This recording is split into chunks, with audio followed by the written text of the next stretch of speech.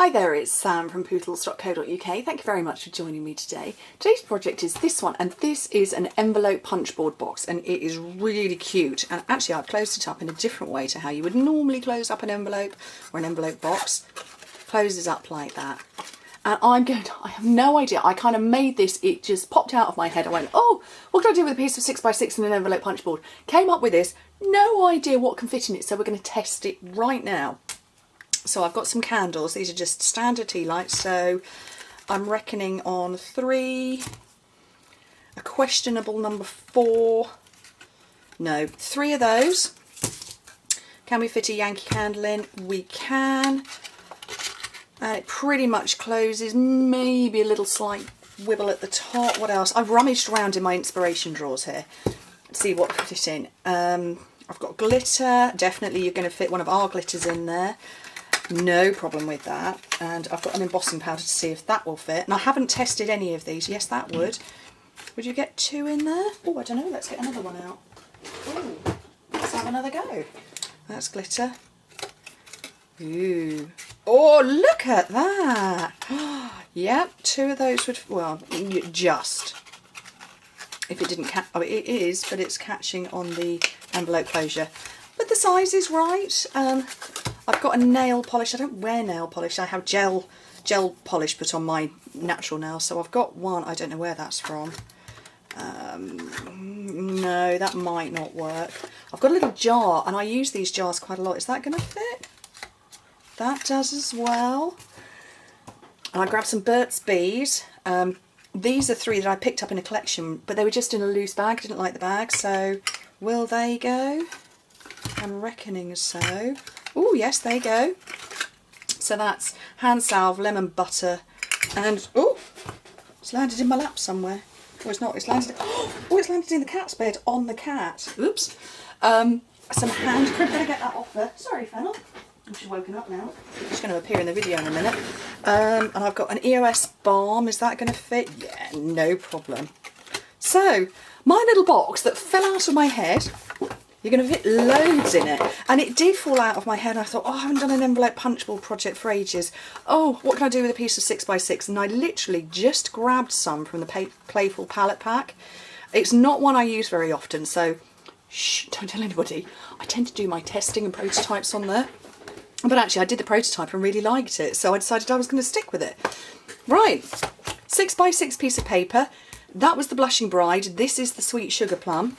And you need your envelope punchboard, which I've got here. So 6x6, keep it at the full 15¼ by 15¼ centimetre mark. And you're going to punch and score at the 1½ inch mark, which is about 3.8 centimetres. Slide it up to the 4 inch mark, which is 10.2 centimetres.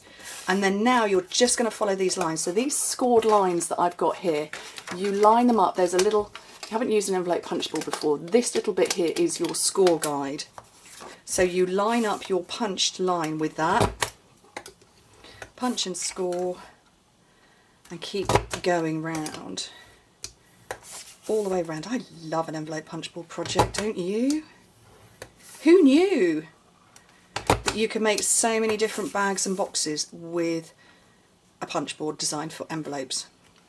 If you haven't seen it, I have got a series called Envelope Punchboard Week that I did in November 2013. So over 3 years ago, when the punchboard first joined the Stampin' Up lineup of stuff.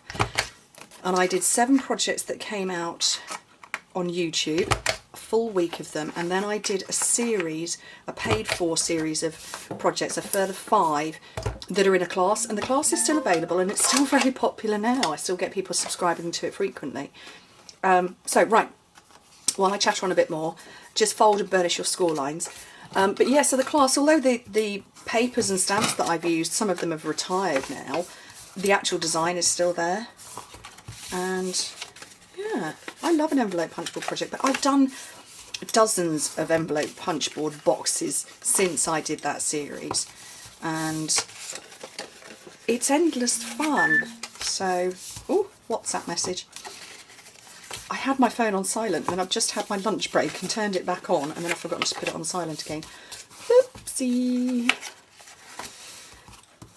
Okay, right, when you're looking at your paper, if I tip it that way you can see it better, you have got a wide triangle and a thin triangle, or a narrow triangle. It's the wide triangle you need to cut down here and here next to the wide. So look for the wide, not the narrow, and just cut straight down the scored line like that. Easy peasy. And the same on the opposite side. Okay, and now this is going to build up in a different way. Often with an envelope punchboard project, you go like that, stick your sides to it, and then it all opens at the top like that. Well, we're going to do this differently. We're actually going to do it like that. So you're not putting adhesive onto these triangles that you've cut. No adhesive on those. Only adhesive on the bottom ones, well, the bottom or the top because they're the same, only on one pair of triangles. Oh, that's the fuse that had run out. Let's get the fuse that's still going.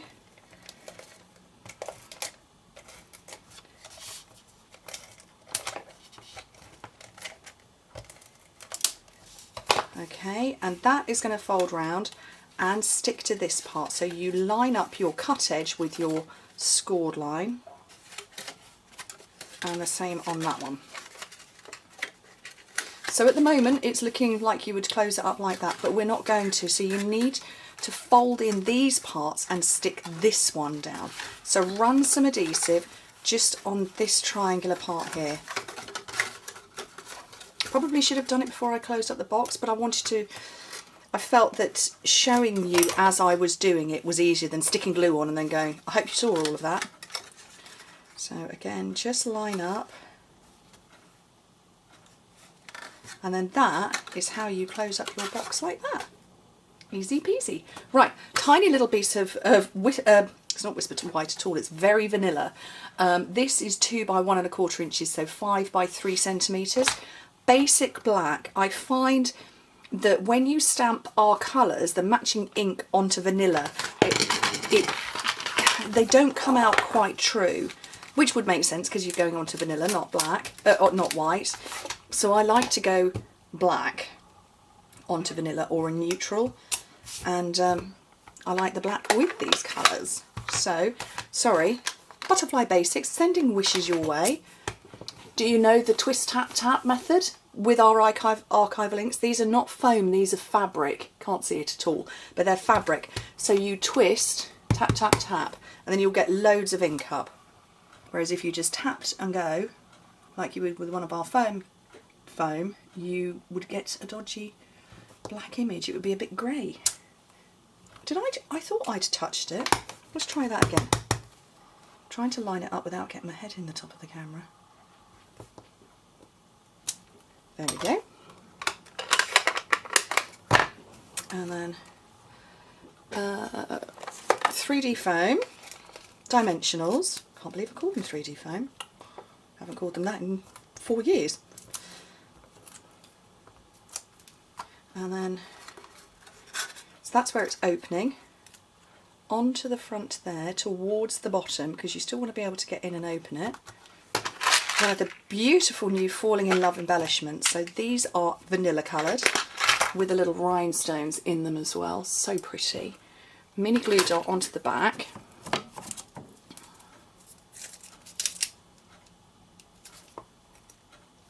Into the top right hand corner. And then I've got the matching Sweet Sugar Plum ribbon just to tie a knot round.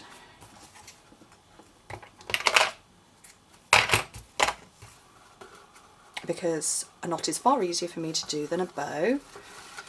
So I'm going with a knot.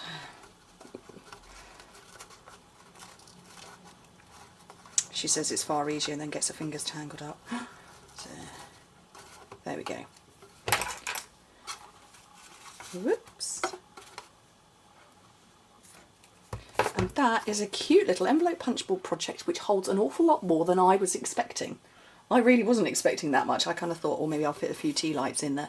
It actually didn't fit as many tea lights as I thought, but more other things than I thought. So, super cute. Hope you like it. Thank you ever so much for joining me. Hope to speak to you soon.